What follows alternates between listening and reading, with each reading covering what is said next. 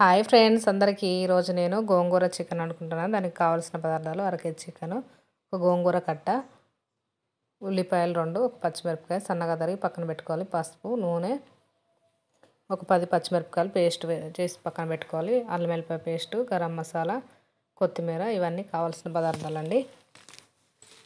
Stove on చేసుకొని ఒక గిన్నె పెట్టుకొని అందులో ఆయిల్ వేసుకోవాలి. కొంచెం ఎక్కువే పడుతుందండి. ఆయిల్ వేడెక్కిన తర్వాత ఉల్లిపాయలు, పచ్చిమిరపకాయలు వేసుకొని ఎర్రగా వేయించుకోవాలి.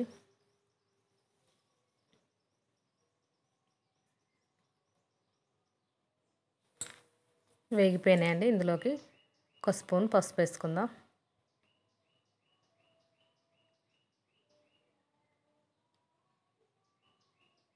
ఒక స్పూన్ అల్లం వెల్లిపాయ పేస్ట్ వేసుకొని కలుపుకుందాం పచ్చివాసన పోయే వరకు.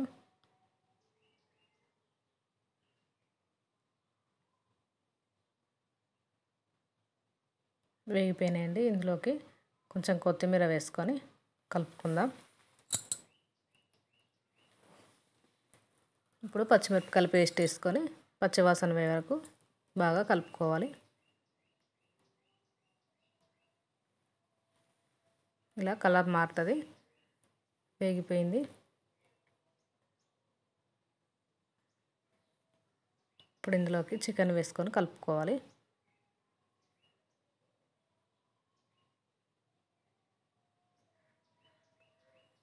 బాగా కలిసేలాగా కలుపుకోవాలి. అంతా కలిసిన తర్వాత మనకు టేస్ట్కి సరిపడేంత ఉప్పు వేసుకోవాలి. నేను కారం వేయట్లేదండి, మీకు కారం కావాలంటే వేసుకోండి. నేను పచ్చిమిరపకాయల కారంతో సరిపోతుంది నాకు.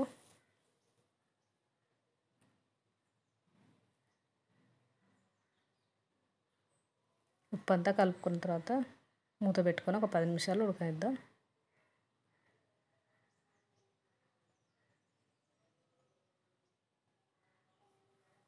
పది నిమిషాల తర్వాత మూత తీసి చూసుకుంటే ఇలా నీరు ఊరుతుందండి.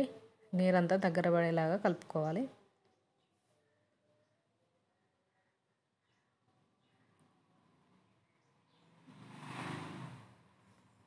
ఇప్పుడు ఇందులోకి గోంగూర వేసుకొని కలుపుకుందాం.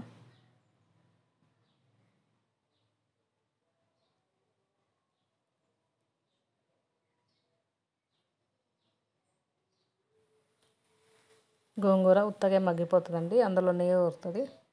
మీకు నీళ్ళు కావాలంటే పోసుకోండి, లేకపోతే అవసరం లేదు. మీకు గ్రేవీ కావాలనుకుంటే నీరు పోసుకోండి. నేనైతే నీళ్ళు పోసుకోవట్లేదు.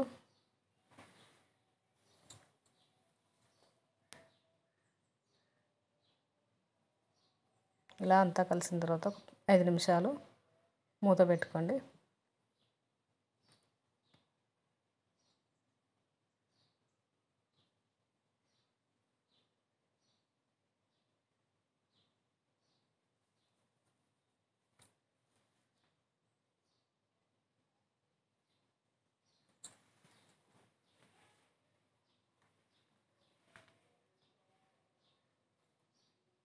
ఐదు నిమిషాల తర్వాత మూత తీసి చూసుకుంటే మళ్ళీ నీరు ఊరుతుందండి.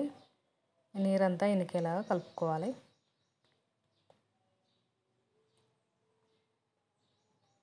చాలా బాగుంటుందండి. మీరు కూడా ట్రై చేయండి. ఎలా ఉందో కామెంట్ బాక్స్లో కామెంట్ చేయండి. లైక్ చేయండి, షేర్ చేయండి, సబ్స్క్రైబ్ చేసుకొని వాళ్ళు సబ్స్క్రైబ్ చేసుకోండి.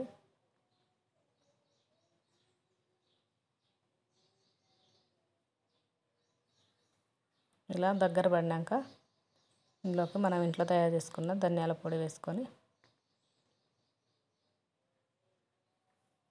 అన్ని మసాలాలు వేసి ధనియాలలో మిక్సీ పట్టుకుంటా అండి. ఇలా కలుపుకున్న తర్వాత కొంచెం కొత్తిమీర వేసుకొని కలుపుకోవాలి.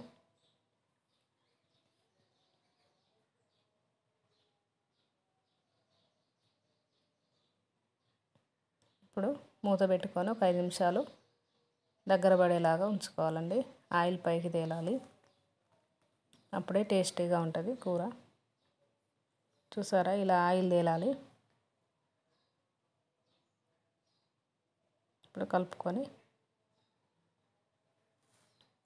ఉప్పు కారం సరిపోయినా చూసుకోండి. సరిపోకపోతే వేసుకోండి.